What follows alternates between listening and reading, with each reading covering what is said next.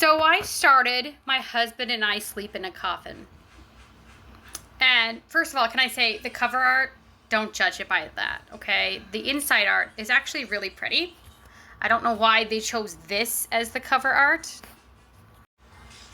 Something like this. This is the inside cover. That would make really pretty cover art. Here's some more. Okay, so first of all, I am on chapter 9. So I'm not like super far into this book, but can I say that this is one of the most out-of-pocket pairings I have come across in a while. I usually read more sweet and loving stuff. I don't mind a side of toxicity, a little bit of spice, a little hot sauce. I don't mind a red flag, but I wasn't expecting a red flag. But here's my issue. I bought this book because of the title, and I didn't look into what the book was about, and I think that's just a lesson I had to learn, because when you look at it and you start reading like a little bit of the first chapter, you think, this is sweet. You know, this character waited over 1,000 years for the main character to wake up. Sure, the main character, spoiler alert, is not technically the character that he was waiting for. Supposedly it's like his 10th incarnation that ended up inside this body, this corpse. I don't know if that's true, but like the more I read, the more I feel like the male lead has not good intentions towards the main character, like at all. And I think that he might be cuckoo for Cocoa Puffs. I think he might be insane. Like, there is a scene where he is talking to himself, but he thinks that the main character is there, and he's not there, buddy. He's not there. You're talking to thin air.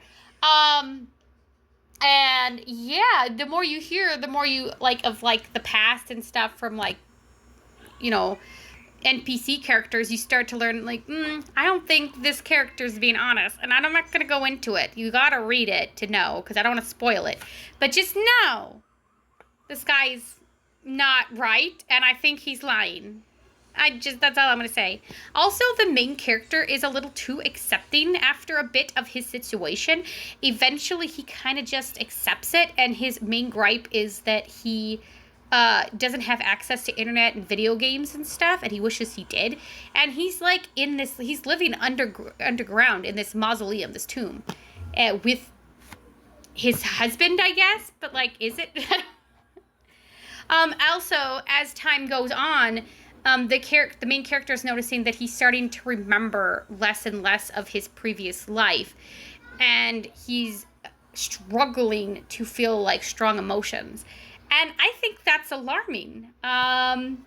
Very alarming. I don't feel like these two are going to be a very green card pairing, is all I'm saying. And I worry that this guy is manipulating him a little bit, and he's just being too accepting of it. I don't know. But, you know, that is such a mood to have one of his main concerns be that he's bored in this tomb and he wants the internet. Like, mood, buddy. The first time he seemed to be super angry was when he found a slew of cell phones, and they were all password locked. But yeah, so fair warning. As I say this, you should know by now, this is not really a true romance book. I mean, it is romance, but it isn't. It's more like horror-centered, if you ask me. Like, it's a gothic horror romance. It kind of reminds me of, like, I don't know, like Dracula or something. Like, which would make sense, because at first I thought they were like zombies, because he kept calling themselves basically zombies. But I feel like the main character might be like more vampire-like, because he unknowingly craves blood, and he feasted on blood, but he doesn't remember that he feasted on blood previously. He just feels full after having it. And so I think he's a vampire. I could be wrong. Again, sorry for that little spoiler, but I don't know. Honestly, I think I would give this novel, where I'm at, mind you, I'm only at chapter 9. I think maybe a 7 out of 10. I think I preferred the previous Danmie I read, which was the Disabled Tyrant's Pet Fish. It was just so much more wholesome. And it's kind of hard to go and jarring to go for something wholesome and loving to this. I feel like I should have had something more in between. I mean, I read a little bit of Scumbag Villain prior to this because I was just rereading it for boredom, but I didn't, like, it wasn't a complete read, you know what I mean? Like, I don't know, but this parent is sus. It's very suspicious, is all I'm saying. Anyways, has anybody else read this book? Do I need to be concerned? Like, don't give me any spoilers, but be like, just tell me. Like, do I need to be worried about this pairing? I find it interesting, though, that I'm like I'm at chapter 9 or whatever, and like, they're still in the tomb.